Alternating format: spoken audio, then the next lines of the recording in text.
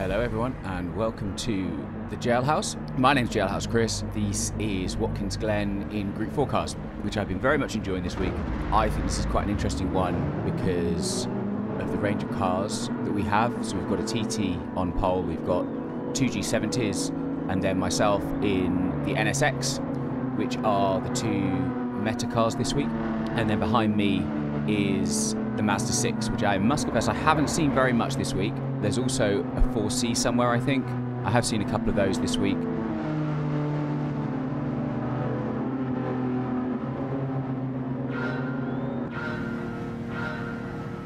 And we're off.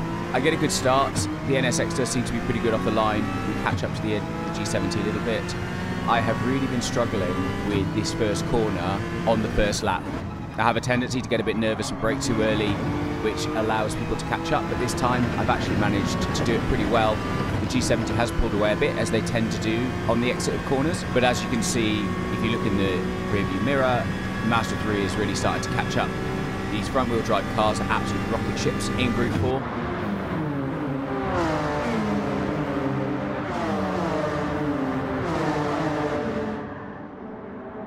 He doesn't quite get close enough to make a move. I've been really working on the bus stop. It's probably my favourite set of corners. I am doing pretty well, so even though the Mazda 3 got a really good run there, I'm managing to hold him off. Lap 1, particularly down in driver rating B, where we are here, can be a bit of a wreck fest on lap 1 as everybody's jockeying for positions.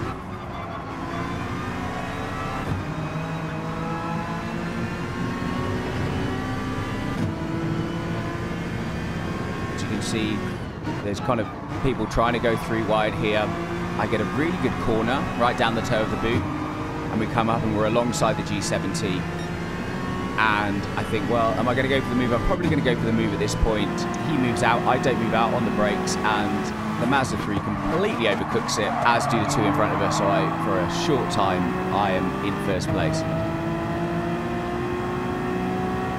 The G70 pulls a brilliant move here, does me like a kipper, the beautiful switcheroo.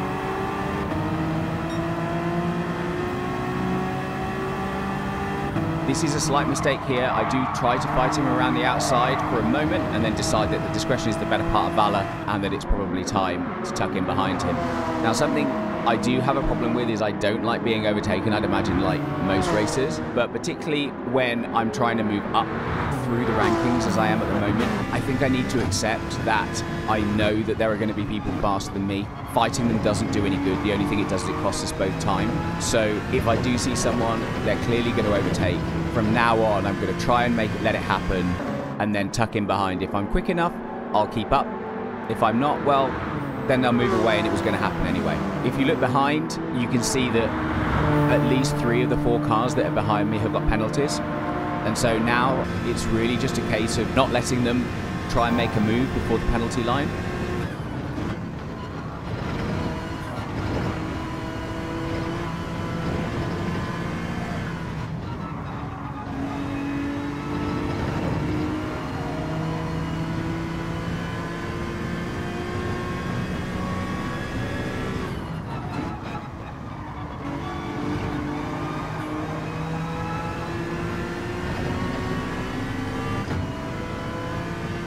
I've actually done this little complex here after the bus stop pretty well, and I have caught up to the first place driver. I'm safe from the people behind, and we're really just going to start making some progress here to get away from them. We can see the first slowdown is coming, and I can concentrate on looking forwards, trying to keep up with this guy. Now, in qualifying, he was, I think, 2 or 3 tenths faster than me, which does tell you something in terms of his likely race pace. Having said that, something else that I've noticed in DRB is that there can be quite a difference between quali pace and race pace. There are some people who clearly do an awful lot of hot lapping and they come in half a second, 3/4 of a second quicker than everybody else, and yet when they come to actually racing they fall to pieces a little bit. Likewise, you get some people who qualify very badly or indeed don't qualify at all and then make their way up through the races as the race goes on.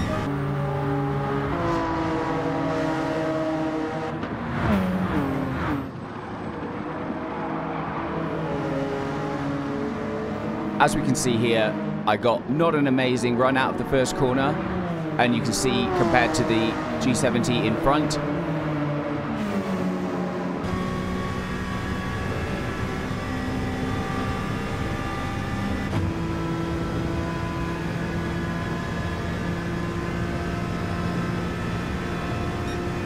And you can see that what a difference it makes by the time you get to the bus stop. The bus stop is really good in the NSX, and I make some time up. I'm still tracking that TT behind that you can just see in the wing mirror there. Keeping an eye on him because I am a little bit worried. I think he probably, in terms of race pace, is faster than me, but he's had a penalty.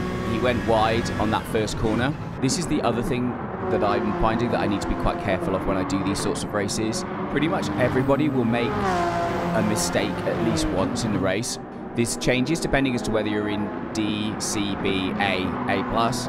When you're in D, generally everybody will drive off the track at least once or have some kind of huge accident. In C, it'll be a major mistake, whether it's a spin or an off track or whatever.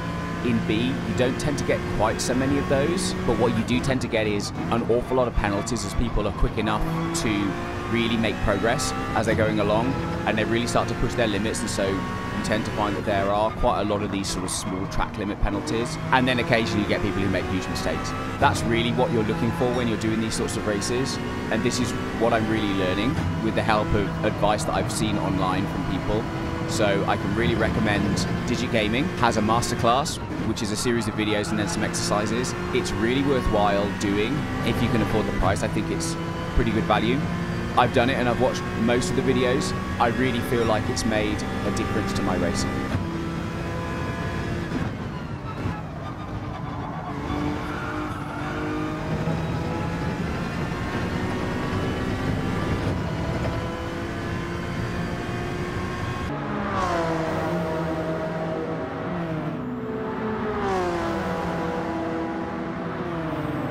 As we come onto the main straight, we can see the TT has a really good run.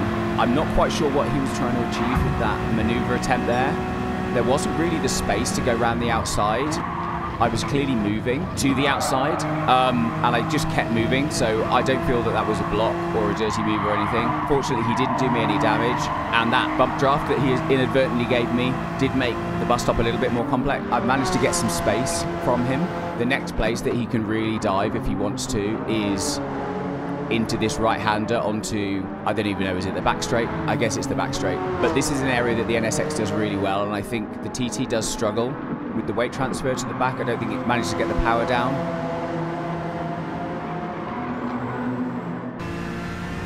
So I managed to do a purple sector, which I'm really pleased about. And as we start to look, you can see in the wing mirror, the TT is still pretty close. I don't think he's close enough to make a move here. We're safe now pretty much until the end of the start-finish straight, and hopefully I will have got enough gap between them and me before that happens.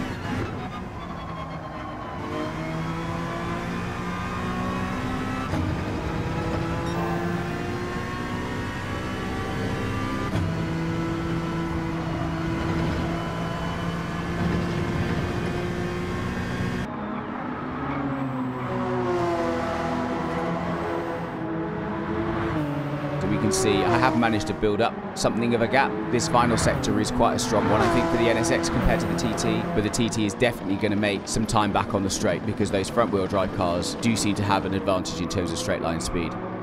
I'm guessing in terms of BOP to make up for the lack of handling performance. I'm still managing to hold on to the leader, Dacia Sandero, which is a fantastic name. I'm just about in the slipstream here. I know that unless he makes a big mistake, I don't think I'm going to catch him. And again, there's a mindset here where pushing really hard often is counterproductive. They say slow is smooth, smooth is fast. Once you start throwing it around, you can feel like you're driving really quickly, but you're definitely not. I've been trying to work on slow in, fast out. It's really easy in theory, but it's quite difficult in practice when you're in the heat of the race to remember that braking later and throwing in harder doesn't necessarily get you a faster lap. So I have made a little bit of time up here. I'm firmly in the slipstream. Having said that, I think that center section is where the NSX is stronger than the G70.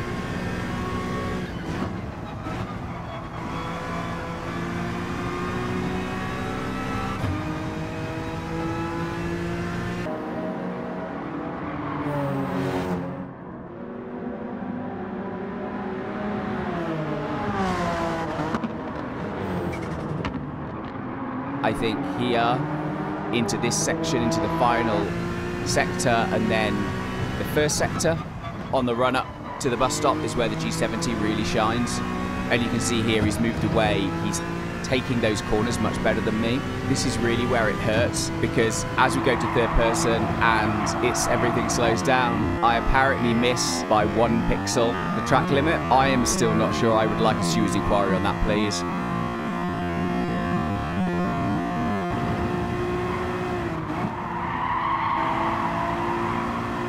Flashes up the half second of death. And this is pretty much my race over, unfortunately. What's keeping me in the race with the G70 is the slipstream. An extra half a second on here, the slipstream's gone. I'm not going to catch him up. I'm not really that much quicker, if at all, than him. He's being really, really consistent in terms of his race pace. He's made no mistakes so far. And even in the difficult parts at the start of the race, he made all the right decisions. So well done to him. My next concern is the TT, which I've managed to get a decent amount ahead of. Might not be enough to keep me away after a half a second penalty. A half second penalty here is probably more like 1.2 seconds, I think. And once he's in the slipstream, the TT is going to give me some real issues when it comes to the straight.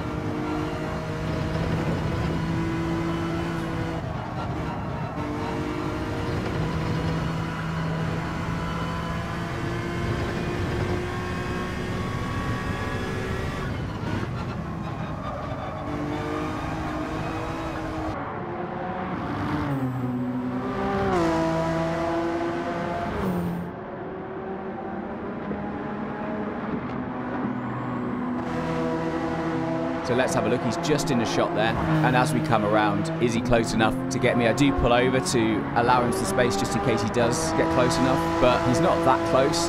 He's definitely within slipstream range here, but probably 0.4, 0.5 or 0.6 of a second behind, which is not so bad. And now it's really just on me to be consistent in my lines, not make any more mistakes, do my best to keep him away. Trying to do well in DRB to progress, which is what I would really like to do.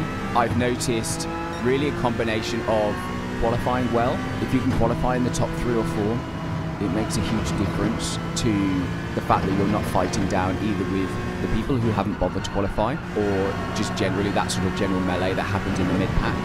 If you can qualify in the top 3 or 4, it makes a huge difference, or it can make a huge difference to the quality of your race. The other thing for me is make sure you keep your SR in the top of in the very top of S. You need that bar to be full.